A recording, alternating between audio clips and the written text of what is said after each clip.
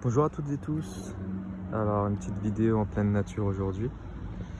Le thème qu'on va aborder c'est quelle est la réponse des musulmans lorsque l'on annonce que l'on a quitté l'islam.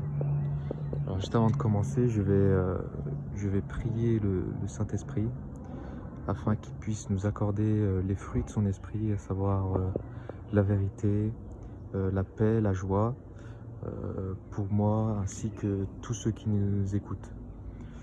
Alors, donc j'ai pu expérimenter ça, lorsque j'ai annoncé à mes proches que j'ai quitté l'islam, et ainsi qu'à d'autres personnes, des copains et des proches musulmans, j'ai remarqué que les réactions étaient toujours les mêmes.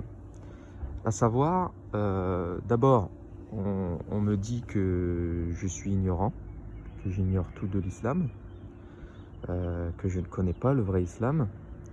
Et donc du coup, ma réponse est assez troublante parce que j'ai droit souvent à du silence. Alors je leur dis, bon bah d'accord, si je suis ignorant, vous avez lu quoi dans l'islam? Quel est l'islam pour vous? Alors souvent, je me rends compte qu'ils n'ont pas lu le Coran, qu'ils n'ont pas lu les hadiths, et encore moins la biographie du prophète. Donc je leur dis, comment vous pouvez me dire que je suis ignorant vu que vous n'avez pas lu les textes qui font autorité dans l'islam? Donc souvent ils disent, ouais non, mais non, il faut pratiquer, il faut pas trop se prendre la tête, etc. Je leur dis non, mais moi je vous le dis, je suis convaincu que ce qui est écrit dans les textes qui font autorité dans l'islam ne viennent pas de Dieu, c'est mon intime conviction. Ensuite,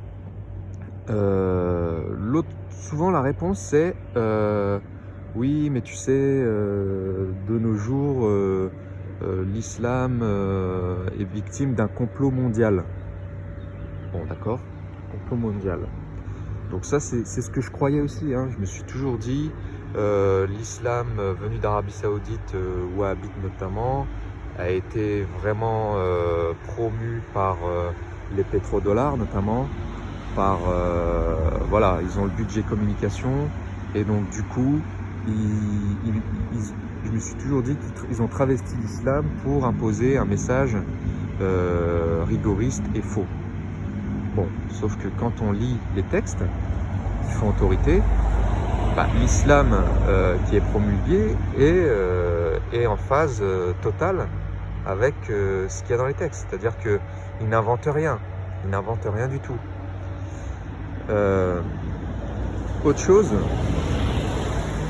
c'est que je pose la question suivante souvent. On dit, bon, puisque moi je suis ignorant et que vous êtes de bons musulmans, pouvez-vous me dire quel est le vrai islam afin que je puisse l'appliquer?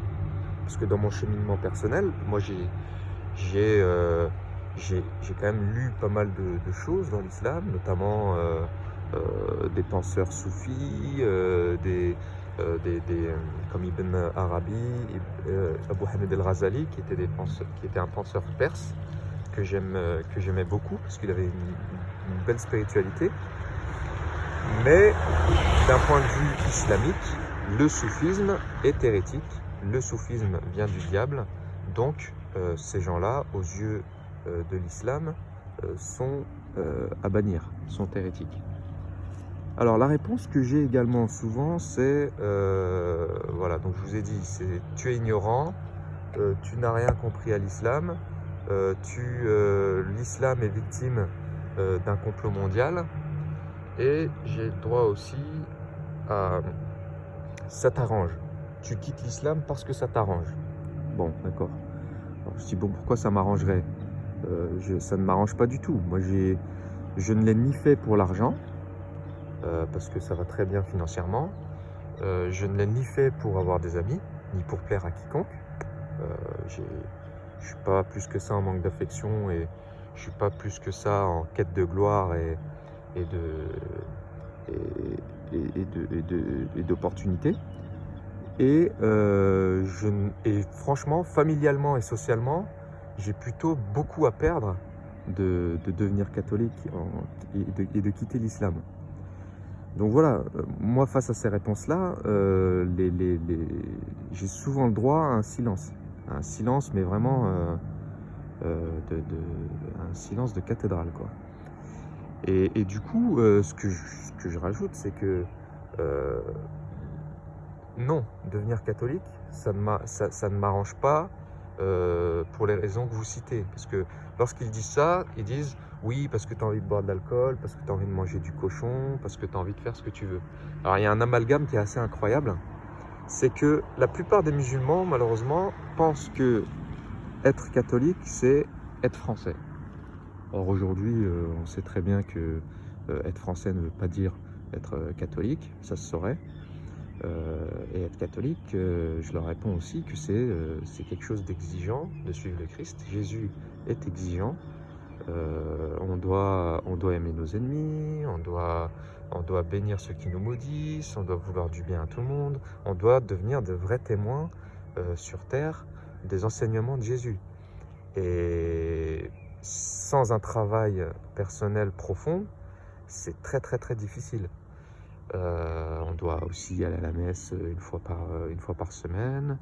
Voilà, on doit communier, il y a énormément de choses qui font que il est simple il est simple de dire que être catholique n'est pas plus facile que d'être musulman. Je dirais qu'il est plus difficile